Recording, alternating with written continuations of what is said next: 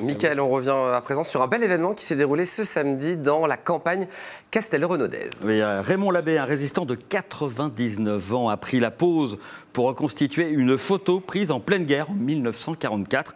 À l'époque, entouré de ses camarades combattants, il a participé à de nombreuses opérations qui ont mené à la libération de la région. Et 80 ans plus tard, dernier homme vivant du Cléchet, Raymond Labbé, a accepté de revenir sur ce haut lieu de la résistance tourangelle. Un moment émouvant pour l'un des derniers acteurs locaux du maquis, un portrait signé Lucas Chopin. Alors, il y a un petit truc. Est-ce que tu penses qu'il est possible, tu vois, d'installer le drapeau? Tu vois, il était mangé à travers le pare-brise comme ça. C'est un moment bien particulier que s'apprête à vivre Gabin. Dans quelques instants, il reproduira au détail près cette photo d'un groupe de résistants prise à Morand, près de Château-Renaud, en juillet 1944. Pour ce faire, il a fait venir une traction Citroën, des drapeaux d'époque, mais aussi de véritables fusils utilisés pendant la Seconde Guerre mondiale. J'ai essayé de retravailler sur du 35 mm qui correspond avec quelques conversions près à des tailles d'objectifs de ce qui se faisait à l'époque. Voilà, on travaille sur le cadrage, on va essayer de repositionner les armes de la même façon, le drapeau aussi. Mais le moment le plus fort de cette journée, c'est la venue de Raymond Labbé, 99 ans, dernier combattant de la photo encore en vie. Moi, je suis le quatrième. Je m'étais mis à genoux à l'opposé des autres pour qu'on puisse me reconnaître. Son retour dans la ferme est l'occasion de se remémorer ce début de mois de juillet, il y a 80 ans. Dans les bois, là, derrière, là.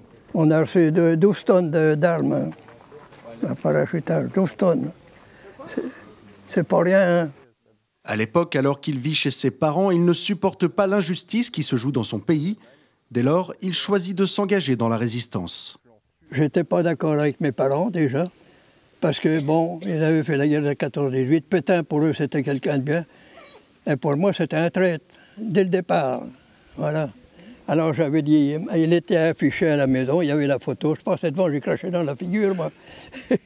À 15 ans, je suis rentré dans la résistance. J'étais peut-être un des plus jeunes résistants français. Et à l'appel du général de Gaulle, je ne l'ai pas entendu, mais ça a coïncidé. 18 juin, l'arrivée des Allemands chez nous. Cette photo, historique à sa manière, sonne comme un témoignage indispensable pour les générations futures. C'est aussi une grande émotion pour Raymond. J'étais loin de penser ça. C'est très bien d'avoir organisé une chose pareille. Ah oui, je remercie tout le monde. Ça vous émeut? Vous êtes ému? Excusez-moi. Voilà donc un souvenir de plus dans la tête bien remplie de Raymond. Gabin, quant à lui, souhaite que son cliché continue de faire vivre les résistants et leur mémoire le plus longtemps possible.